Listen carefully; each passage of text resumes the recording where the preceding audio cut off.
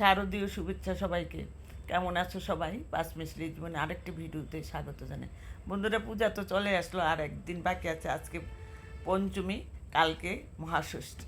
তাই পূজাতে আমরা সাধারণত নিরামিষ রেসিপি খাই নবমী পর্যন্ত। আমরা কিন্তু পূজায় পুরাটা সময় নিরামিষ খাবো। দশমীর দিন আমরা মাছ মাংস খাবো। তাই পূজাতে আমরা যেহেতু নিরামিষ খাবো, ভাবলাম কিছু পনির বানাবো। বাজারে কিনতে গিয়ে দেখলাম পনিরের অনেক দাম, 1200, 1500, কোথাও কোথাও 1000 টাকার উপরে, 1000 টাকা। তাই পনির, তারপরও বাজারের পনির কিন্তু খুব একটা ভালো না, পঞ্জি পঞ্জি শক্ত। আমার কাছে মোটেই ভাল লাগে না এই বাজারের পনির। তাই নিজেই বানালাম। 4 লিটার দুধ নিয়ে নিলাম। আমি 2 লিটার দুধ একটা ডেকচিতে ঢেলে নিলাম। প্রথমে 2 লিটার দুধের পনির করবো। দুধটা ভালো করে জাল করে নেব, আমি ঘন ঘন নাড়তে থাকবো। তোমরা কে কোথা থেকে আমার নিয়মিত ভিডিও দেখো, প্লিজ লাইক কমেন্ট করে পেজটিকে এগিয়ে নিতে সাহায্য করবে। পূজাতে ভেবেছিলাম অনেক সন্দেশ, বিভিন্ন ধরনের সন্দেশের রেসিপি তোমাদের মাঝে শেয়ার করবো, কিন্তু এবার আর আমার বানাতে মন চাইল না। তাই সন্দেশ যা আছে সব নাড়ু সন্দেশ কিনে এনেই পূজা সারবো। কারণ দেখা যায় এই যে সন্দেশ এবং নাড়ু মিষ্টি জাতীয় জিনিস, আমার ফ্যামিলির অনেকেই এখন খাওয়াই ছেড়ে দিয়েছে, মিষ্টি খেতেই চায় না। ছোট ছোট বাচ্চারাও মিষ্টি জাতীয় কোনো জিনিস খেতে চায় না। যা পূজার জন্য যা দরকার কিনে নিয়ে আসবো, বানালাম না কষ্ট করে, মন মেজাজও ভালো নেই, ভালো লাগছে না। তাই ভাবলাম যেহেতু খেতে হবে, নিরামিষ রেসিপি করব, পনির বানাবো।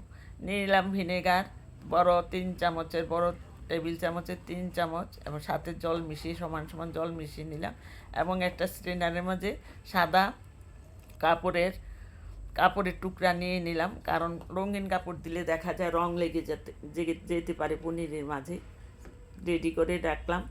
সবসময় সাদা কাপড়ে তোমরা যদি পনির বানাও, যখন থাকবে দুধের ছানাটা, তখন সাদা কাপড়ে দিয়ে থাকবে, কারণ রং লাগার সম্ভাবনা কম থাকে। সাদা কাপড় হলেই ভালো হয়।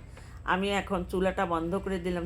দুধটা যখন ফুটতে শুরু করলো, তখনই আমি ভিনেগারটা অল্প অল্প করে একই ডাইরেকশানে দিয়ে দিব। একবারে দিতে যাব না, অল্প অল্প করে দিব, এবং চামচ দ্বারা একই ডাইরেকশানে নেড়ে দেব। এভাবে তোমরা বাজার থেকে না কিনে নিজেরাই দুধ কিনে পনির ঘরেই বানাতে পারো। বাজারের পনির আমার মনে হয় খুব একটা ভালো না, কারণ অনেক কিছু মিক্সড করে মনে হয়। কারণ আমরা যে ঘরে যে পনিরটা বানাই সেটা হবে নরম, সফট এবং খেতেও সুস্বাদু। আর বাজারের পনিরটা ভীষণ শক্ত, এটা নাড়লেও ভাঙে না। এই পনিরটা কিন্তু একটু নাড়া পড়লেই ভেঙে যাবে। খুব সাবধানে পনিরটা রান্না করতে, এবং যে আমরা রেসিপি করব তার টেস্টও আলাদা, স্বাদে গন্ধে একেবারেই তার যে অরিজিনাল স্বাদ এবং গন্ধ সেটা বজায় থাকে। তাই দুধটা এক ডাইরেকশনে দেওয়ার পরে আমার ছানাটা একবারে সুন্দরভাবে কেটে গেল, জলটা আলাদা হয়ে গেল। এখন আমি নর্মাল জল দিয়ে 2 হতে 3 বার ভালো করে পনিরটাকে ধুয়ে নেব, কারণ ভিনেগার দেওয়াতে টক ভাব থাকে। পনিরটার যেন টক ভাব না থাকে, তার জন্য সাদা জলে পনিরটাকে আমি ধুয়ে নেব। এবং এখন চিপে জলটা আমি অনেকাংশে ফেলে দিচ্ছি, তারপরও চিপ আমি বাকিটা ফেলে দিব। এবং পনিরের যে একটা নির্দিষ্ট আকার দেওয়ার জন্য চেপে চেপে কিছুটা আমার পছন্দ অনুযায়ী যার থিকনেসটা আমি করব।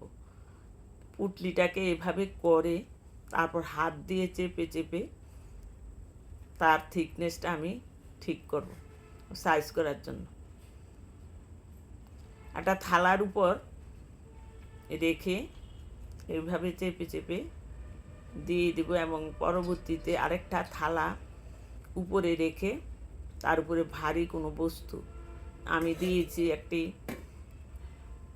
পাটার যে পাটা হয় পুতা এবং হাম্বুল দিস্তা ভারী স্টিলের দিয়ে প্রায় 2 ঘন্টা আমি রেখে দিয়েছি। 2 ঘন্টা রাখার ফলে যে পনিরের মাঝে যে বাড়তি জলটা ছিল সেটা বেরিয়ে গেছে। 2 ঘন্টা পর ফিরে আসব। রেখে দিলাম। 2 ঘন্টা পর ফিরে আসলাম। পনিরের মাঝে যে বাড়তি জলটা ছিল সেটা সম্পূর্ণ বের হয়ে গেছে।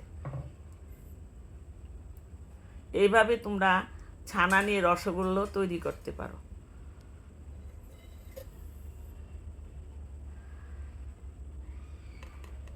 সম্পূর্ণ জলটা বেরিয়ে গেছে। এবার আমি কাপড়টা ছাড়িয়ে নেব খুব সাবধানে, যেহেতু খুব নরম, যেহেতু খুব সাবধানে নেব ভেঙে যেন না যায়। এবং খুব সুন্দর সফট, খুব সুন্দর পনিরটা হয়েছে। তোমরা দেখতে থাকো। এবার কেটে নিব চাকু দিয়ে আমার পছন্দ অনুযায়ী, ছোট বড় করে কেটে নিব।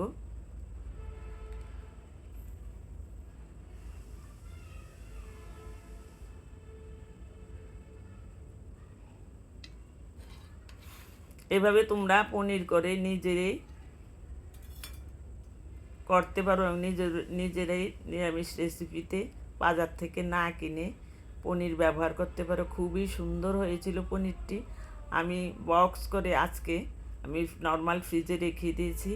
আগামী 2-3 দিন আমার এই পনির চলে যাবে। কিছু কিছু করে বিভিন্ন ডালনা বা পনিরের বিভিন্ন ধরনের রেসিপি করব, সেটাতে আমি দেব।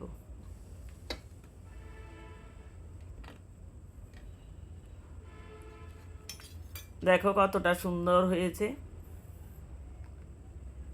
এবার ছোট ছোট করে টুকরো করে নেব।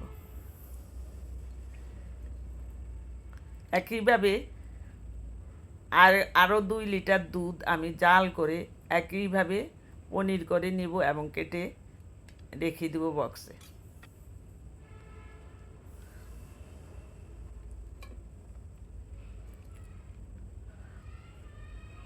প্রায় আমার এখানে 4 কেজি দুধের মাঝে প্রায় 700 গ্রামের মতো আমার পনির হয়েছে।